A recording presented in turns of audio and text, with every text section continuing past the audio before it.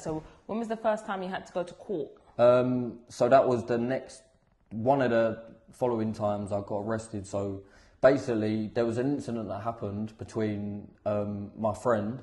So we had a bit of drama with like another group of boys from an area down the road. So the area was very close to us, so we see each other a lot. And my friend got stabbed, and then there was an incident. Police was told that I was there, so I wasn't arrested on the scene or nothing like that. Okay. So they kicked my door off, basically to arrest me for it. Took my phone, and then when they let me go, but obviously they had my phone. They then kicked my door off 5 days later for like things they found on my phone, like threatening people. So on top of the charges I had for not the charges, sorry, I was on bail the week before, I think, for like possession of a knife and then they kicked my door off and done me for threats to kill. So I was in cells for 2 days. Then I went to court. And I pled guilty. I thought I was going to prison. They told me I was going to prison. Like, they actually told me that. And then somehow I didn't. And that was the first time I went to court. Because when you came to me, all I knew of was a weapons offence. Yeah, so it was possession of the knuckle duster. So I actually went to court for that in the end. Right. Weed, threats to kill, and a bladed article. I had like a flick knife in my bedroom, so they took that. Okay. They took that. So just to recap, you mentioned about an incident that happened with a friend. Your friend was stabbed. Yeah. And then another incident happened after that. They thought you was at the scene of what happened. They kicked off your door, and in them kicking off your door, your front door, they searched your place and they found a bladed article. So they found a knife. They looked through your phone, and that's where the threats to kill came. But the knuckle duster was actually from before, from when they pulled up on you and you had it on you. And then what was the other one? Weed. Weed that was in my bedroom and found at the first time as well. So this is context now. Yeah. So actually, you was only arrested for the knuckle duster that was found on you, and all the rest was off the back of an incident that took place. They believed you were there, kicked off your door, and then they found these things in your house, which isn't good, Key. No.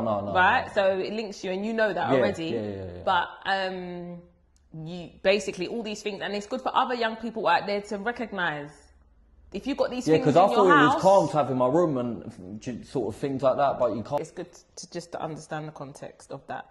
Okay, so that was actually officially discharged or whatever. Conditional discharge or whatever they call it. So a conditional discharge is when if you were to commit... Nothing happens, but if you were to commit another offence within, they will say, a year or 2 years, then they will try you for that offence as well as the new offence. That's what that means. All right, so your order. So you were sentenced and you was given a yacht order. Yeah, that's when I think I was referred to yourself. And the yacht. Okay, so you were referred to the yacht and you was given, do you remember what it was called? Was it called a referral order? Yeah, something like a youth referral order, prevention order or something like that. Okay. And then you was referred to our service. I ended up meeting you and working with you. So just talking a little bit about how you felt once you started your order. At first, I didn't really want to go. Like, I was the person I had originally. He wasn't really understanding me. He wasn't that type of person. He was probably more suited to do something else, not in a rude way at all. But me personally, I think you've got to have a certain understanding. You don't necessarily have to come from a certain background or been arrested before, nothing like that. But you've got to be a certain type of person to do that job. Okay. So he wasn't really that type of person, not for me anyway. Okay. And I was just a naughty kid in his eyes at that point. Okay. Oh, that's how you felt. Definitely how I still feel like that now. Yeah. There's a lot of things I've grown up on and realised where I was doing wrong. Yeah. But even looking at, I feel like I'm fairly judging that there was. No, you're valid. It's a valid feeling. Like, they think they're good at, they're not there doing a proper job. So, like, even for example, my sister, she's never been arrested or nothing like that.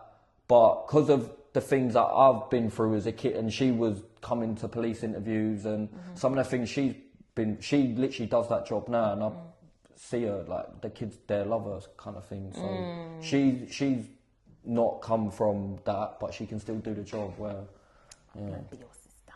yeah. So let's go.